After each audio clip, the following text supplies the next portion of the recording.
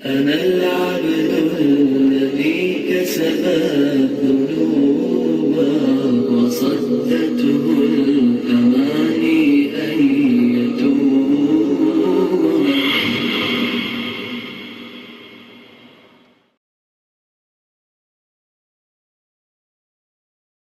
اب میں اس کے بعد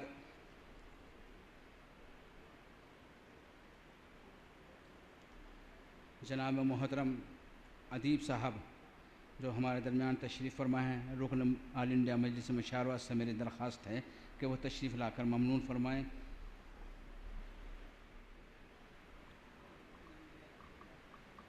حضرت مولانا سفیان قاسمی صاحب، مکرم اور معظم علماء کرام، میں بڑا مشکور ہوں۔ میرے لیے فخر کا باعث ہے کہ ایسی روحانی مجلس میں مجھے بولنے کا موقع بھی ملا۔ میں پچھلے 2 سال سے کڈنی کی میری پرابلم ہے۔ 2 سال میں یہ میرا پہلا سفر ہے جو میں نے دہلی کے باہر کیا ہے۔ ایک تو مولانا سے روحانی تعلق اور مولانا سفیان صاحب کی محبت نامہ مجھے یہاں تک کھینچ لایا۔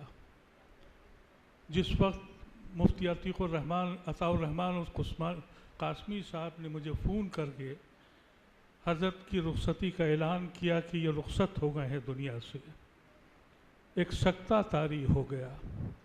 میرے منہ سے صرف یہ نکلا کہ یہ آخری ستون بھی ہم کو چھوڑ گیا۔ میری جوانی سے، بچپن سے جوانی تک میری سرپرستی حضرت مولانا علی میاں صاحب رحمۃ اللہ علیہ نے کی۔ جب میں دہلی آیا تو حضرت سالم قاسمی صاحب کی صحبت کا مجھے شرف حاصل ہوا۔ یوں تو میں ان کی کئی تقاریریں، کئی مجلسوں میں جاتا تھا، مجھے لگتا تھا کہ یہ علم کا سمندر ہے، لیکن جب میں دہلی میں ان سے ملا تو اندازہ ہوا یہ سمندر کھاری نہیں، بہت میٹھا سمندر ہے۔ عجیب و غریب شخصیت تھی۔ مجھ سے کہا کہ تم مشاورت کے میرے ساتھ کام کرو اور تم نائب صدر بنو۔ میں کئی سال تک ان کے ساتھ رہا، بہت کچھ سیکھا میں نے ان سے۔ میں سمجھتا ہوں کہ میرے ایسے وہ لوگ جو سیاسی دنیا میں رہ کے صرف اپنی دنیا کی فکر کرتے ہیں، ان کے پاس اب کوئی روشنی نہیں دکھائی پڑ رہی۔ کس سمت دیکھیں، کس کے پاس جائیں، کیونکہ اب مزاج معذرت کے ساتھ یہ ہو گیا ہے کہ ہم جو کچھ کریں وہ اللہ سے پہلے اخبارات کی زینت بن جائے۔ ایسے میں مولانا سالم صاحب کی کمی ہمارے ایسے لوگوں کے اندر اس شدت سے آ گئی ہے کہ میں کسی طریقے سے یہاں پہنچ گیا۔ اس روحانی محفل میں بیٹھنے کا شرف حاصل ہوا۔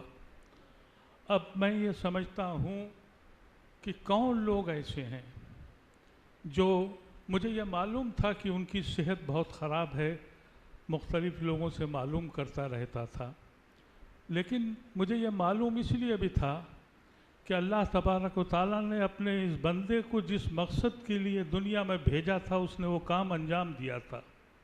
وہ بڑے فخر کے ساتھ اپنے مالک کے پاس جانے کے لیے بےتاب تھا، لیکن ہمارے ایسے لوگ تو یہی سمجھ رہے تھے کہ اللہ ان کو ہمارے اوپر ابھی قائم رکھے۔ کس سے مشورہ کریں، کس سے بات کریں؟ جو سیاسی بصیرت ان میں تھی، اختلافات کو مٹانے کا جو جذبہ تھا، وہ میں نے انہی سے سیکھا تھا۔ میں سمجھتا ہوں کہ میرے ایسے لوگ جو دنیاوی کام میں اپنی آخرت ختم کرتے ہیں، ان کے لیے ایک یتیموں کی ایسی کیفیت ہو گئی۔ میں نہیں معلوم کہ میری نگاہیں کمزور ہیں یا میری عقل کام نہیں کرتی۔ حضرت مولانا علی میاں کے بعد میرے لیے تو ایک وہی سہارا تھے۔ اکثر و بیشتر ان کی خدمت میں حاضر ہوتا تھا اور ان سے برابر مشورے بھی کرتا تھا. اب نہیں سمجھ میں آتا. دعا کرتا ہوں مولانا سفیان صاحب قاسمی کے لیے اللہ تعالیٰ وہ خلوص وہ محبت انہوں نے اپنے خاندان سے اپنے والد سے لیا ہے، وہ درجہ وہ مقام بھی ان کو مل جائے.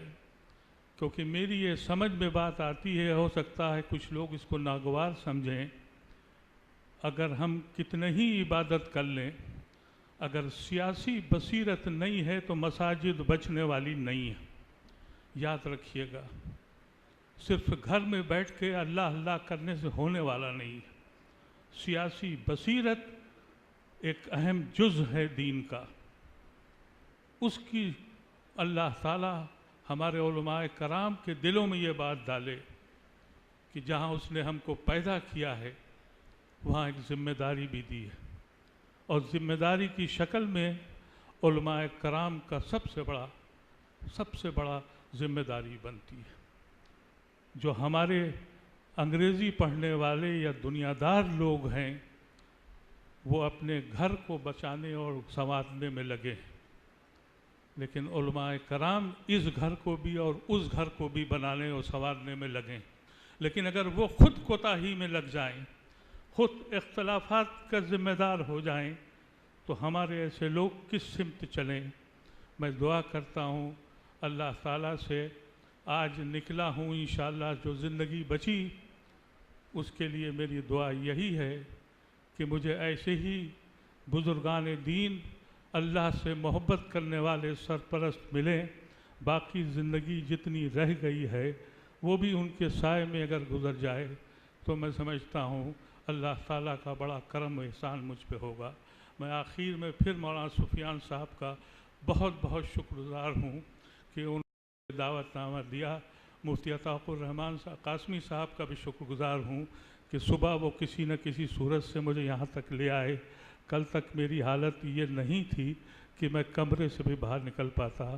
اللہ تعالیٰ سے دعا ہے اللہ تعالیٰ ان کو اس مقام پہ، میرا یقین ہے انشاءاللہ حشر کے دن مولانا سالم اس قطار میں کھڑے ہوں گے جنہوں نے اللہ کے اس پیغام کو اس زمین پر پوری طریقے سے اتارا، وہ اس صف میں شامل ہوں گے. وآخر دعوانا الحمدللہ رب العالمین.